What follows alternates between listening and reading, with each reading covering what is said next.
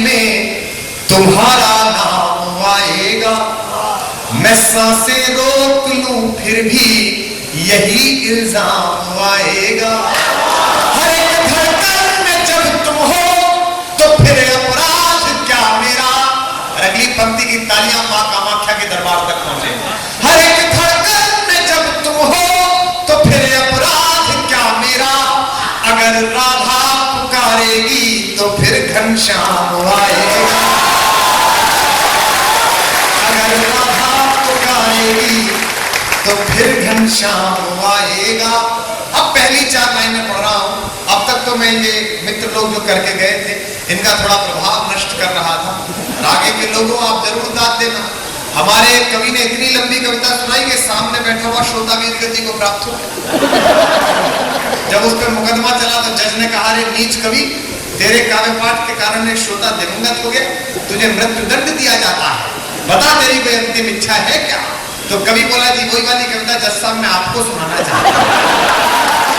मुझे वो वाली कविता याद है, इसलिए जरा ढंग से याद है।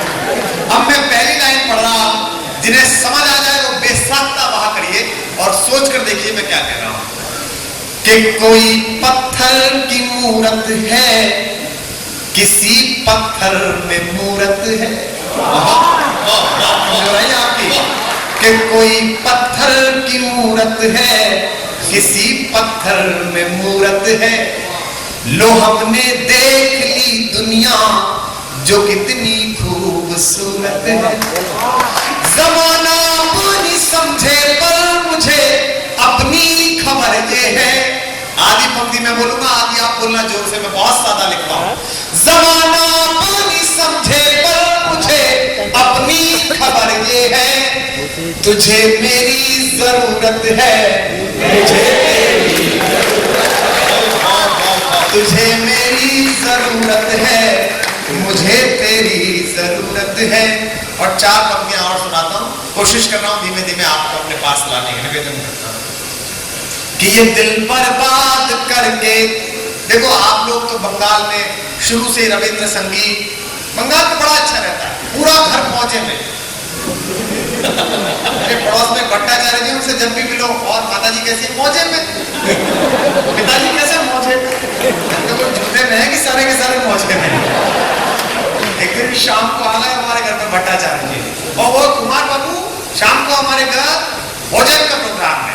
तो मैंने घर वालों से कहा, आज खाना वाना नहीं, आज भट्टाचार्य बाबू के यहाँ। तो सब भूखे पहुंच गए। उसने तो सारंगी वारंगी रख ली और एक परमहंस जी का फोटो रख लिया और गाना शुरू कर दिया, हमार माता नौत कोड़ दो है। वो तो 1 गाय 2 गाय चिरोदिनी 3 4 5। मैंने कहा यार ये कब करेगा। उसके बाद वो उठा, हाथ पाथ जोड़ के और थोड़ा सा प्रसाद लिया, बोला और इसके साथ भोजन समाप्त हुए हमारे। मैंने कहा भोजन कहाँ है। बोले भोजन नहीं, भाजन के लिए बनाया था। घर जाकर ये दिल बर्बाद करके सब दाना। लड़कियां शादी के बाद नहीं करेंगे, सुनीता तो मुझे पहले से बहुत पसंद है। कि ये दिल बर्बाद करके इसमें क्यों आबाद रहते हो। उस शहर का नाम पढ़ रहा हूँ जहां से मैं पढ़ता था, और ये ना होकर शायर हो गया। आप थोड़े धीमे पढ़ गए, आपकी वाह चाहिए मुझे सुनना। कि ये दिल बर्बाद करके इसमें क्यों आबाद रहते हो। कोई कल कह रहा था तुम इलाहाबाद रहते हो। कोई कल कह रहा था तुम इलाहाबाद रहते हो। ये कैसी शोहरत ने मुझको अता कर दी मेरे मौला। अब बताए पूरा सदन अगली पंक्ति पर। ये कैसी शोहरत ने मुझको अता कर दी मेरे मौला। मैं सब कुछ भूल जाता हूँ मगर तुम याद रहते हो। मैं सब कुछ भूल जाता हूँ। बंगाल में तो शिक्षा अच्छी है, संस्कार अच्छा है। आप कभी हमारे यहाँ आइए और देखिए, आप लोगों ने इतने क्रांतिकारी दिए। मैं सलाम करता हूँ। मैं पहली बार पोर्ट ब्लेयर गया था तो वहां क्रांतिकारियों के नाम लिखे हुए थे, किस प्रदेश ने किसने दिए। मुझे अच्छा लगा। सबसे ज्यादा आजादी की लड़ाई में बेटे इसी मिट्टी ने दिए, इसी बंगाल में सबसे ज्यादा बेटे दिए। लेकिन बंगाल वालों खुश मत हो, अंग्रेजों का जो नुकसान सुभाष चंद्र बोस, रास बिहारी बोस सब मिलकर नहीं कर पाए उतना अकेले हम उत्तर प्रदेश वालों ने करा। हमने अंग्रेजों को वो चोट पहुंचाई कि अंग्रेज आज तक पेंट नहीं करा पाए। अंग्रेजों ने हमारी मातृभाषा हिंदी को खराब बोलकर 200 साल जो हिंदी की बेइज्जती की, उत्तर प्रदेश के लोग पिछले 64 साल से अंग्रेजी के साथ करते हैं। ऐसी अंग्रेजी बोलते हैं कि ऑक्सफोर्ड वाला नाला ढूंढता है किधर कूद के मरे। मैं अभी एक चौधरी साहब के घर गया था तो उनकी पत्नी ने मुझसे कहा कि भाई साहब चाय पिएंगे? मैंने कहा नहीं भाभी जी मुझे एसिडिटी है। बोले मेरे मोबाइल से कर लो। मैंने कहा एसिडिटी थोड़ी है। बोले कोई बात नहीं, रिंगटोन तो एक जैसी जाती है, इसमें क्या। वो सामने अबू सलेम का टीवी पे फोटो आया तो वो गौर से देखने लगी। अरे मैंने कहा चौधरी जानती है? मैंने कहा आप जानती है कौन है? अरे बोले भाई साहब मैं सबको जानती हूँ, इंग्लिश बहुत अच्छी आती है मुझे। ये अबू सलेम है, अंडरवियर का आदमी है। मैंने अंडरवर्ल्ड की ऐसी बेइज्जती पहली बार देखी। राउत को पता चले तो वो खुद तिहाड़ में जमा हो जाए कि भाभी जहाँ बेच रही है वहां तो तिहाड़ ही ठीक है। हमारे यहाँ मैं चौधरी साहब के शादी में गया था, देर रात पहुंचा तो वो कह रहे थे पहले से, देखिए भाई लेडियों ने खा लिया हो तो जेंटों को लगाओ। ये मात्रा किसी पे चढ़ती तो चढ़ा के बताओ। चौधरी की पत्नी आई, बच्चा बहुत हो रहा था। मैंने कहा भाभी जी बच्चा बहुत हो रहा है। बोली पता नहीं भाई साहब ना स्लीपर है ना ईट रहा है, बस वीपरा ही वीपरा है। हमने अंग्रेजों को बहुत नुकसान पहुंचाया। अच्छा ये भाई साहब सुना रहे थे मुहावरे, केडी मिश्रा जी ने मुहावरे। अब मुहावरे इतने बेतुके बने हिंदी में कि कोई क्या करे। अब मैं छोटा था तो मुझे गुरुजी ने मुहावरा दिया, फिल इन द ब्लैंक। बोले 900 चूहे खाकर बिल्ली डैश डैश चली। बोले इसे पढ़ो तो मैंने पढ़ दिया कि 900 चूहे खाकर बिल्ली टेढ़ी मेढ़ी चली। बोले तुम मूर्ख हो, कितनी इम्प्रैक्टिकल बात कर रहे हो। टेढ़ी मेढ़ी क्या, वो तो हज को चली। मैंने कहा इम्प्रैक्टिकल बात आप कर रहे हो। 900 चूहे खा के बिल्ली अपनी जगह से हिल नहीं सकती। वो तो आपकी शर्म थी कि मैंने थोड़ी बहुत चला भी दी। इम्प्रैक्टिकल लोग तो आप भाषा ही ऐसी। मुझे हिंदी के गुरुजी ने शब्दों का प्रयोग पढ़ाया। बोले राम स्वरूप बीमार हुए, फल स्वरूप मर गए। मैंने कहा ये कौन सा डेंगू है कि बीमार ये को और मर गया। मैंने कहा गुरुजी समझ नहीं आया कि राम स्वरूप बीमार हुए तो फल स्वरूप क्यों मर गए। बोले मूर्ख, राम स्वरूप बीमार हुए फल स्वरूप मर गए, इसका मतलब ये है राम स्वरूप बीमार हुए परिणाम स्वरूप मर गए। मैंने कहा अब तीसरा मर गया और नहीं मर के दे रहा। अच्छा 9th में आ गए ट्रिग्नोमेट्री, x बराबर मान। बाप की मान नहीं रहते तेरी मान ले। अच्छा कितना मान लो, पट्टा है हर चैप्टर में बदल जाता था। अर्थमेटिक उसका भी बाप। 10 आदमी एक खेत को 20 दिन में जोतते हैं तो 20 आदमी उसी खेत को कितने दिन में जोतेंगे? भाई जब खेत एक बार जोत लिया तो ये बताओ कि ताली ताली बजा रहे हो।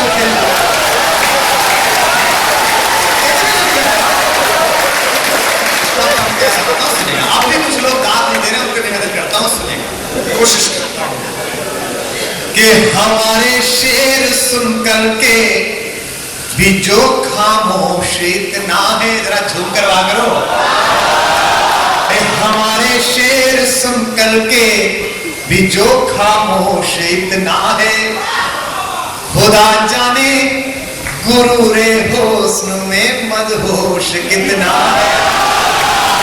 खुदा जाने गुरूरे हुस्न में मदहोश कितना है। किसी प्याले से पूछा है सुराही में सबब में का, सूरज अस्त बंगाल मस्त। किसी प्याले से पूछा है सुराही में सबब में का, जो समझ जाए उनकी तालियां होते। किसी प्याले से पूछा है सुराही में सबब में का, जो खुद बेहोश हो वो क्या बताए होश कितना है। जो खुद बेहोश हो वो क्या बताए होश कितना है। और 4 पंक्तियां और सुनाता हूं। देखो भारत में सब है। मैं पिछली बार अमेरिका गया तो यूनिवर्सिटी ऑफ बफलो है नाइग्रा के पास, वहां गया था तो वहां वो सिखा रही थी एक ऑस्ट्रेलियन महिला भारतीय लड़कों को मल्टीटास्किंग। मैंने कहा ये क्या होता है? बोले एक आदमी बहुत सारे लोगों का काम करे। मैंने कहा ये तो भारत में बचपन से सीख के आया है, इतनी मल्टीटास्किंग हिंदुस्तान में। मैंने कहा मल्टीटास्किंग का खुदा हमारे यहाँ हुआ। बोली हूँ। मैंने कहा हनुमान जी, वही वाले मिट्टी का तेल वाले। बोले कैसी मल्टीटास्किंग? मैंने मैंने कहा पूछ अपनी, तेल किसी और का, लुगाई किसी और की, घर किसी और का फूक दिया, और पता कितनी इससे ज्यादा मल्टीटास्किंग हो सकती है क्या? तो हिंदुस्तान में पहले से ही मल्टीटास्किंग है। मैं 4 वो पंक्तियां सुनाता हूँ जो मुझसे ज्यादा पहुंची, जहां मैं नहीं पहुंचा। पाकिस्तान, नेपाल, अमेरिका, हर जगह लाइन पहुंची। लाइन ज्यादा अच्छी नहीं है लेकिन लोगों तक पहुंच गई, लोगों ने दिल से स्वीकार कर ली, इसलिए बड़ी बन गई। आप तक पहली बार सुनाता हूं, सुनेंगे। कि कोई दीवाना कहता है,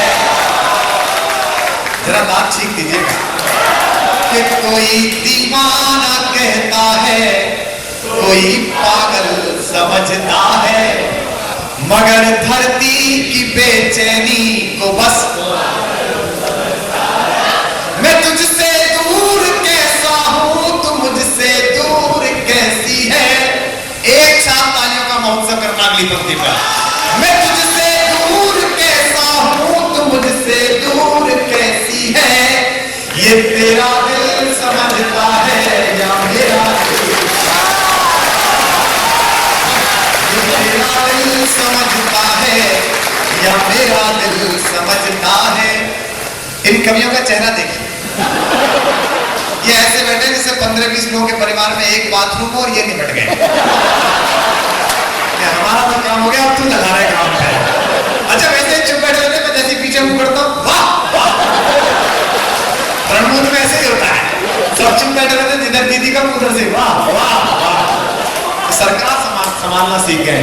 मैं 4 पंक्तियां सुनाता हूँ, निवेदन करता हूँ कि मोहब्बत एक एहसासों की पावन सी कहानी है।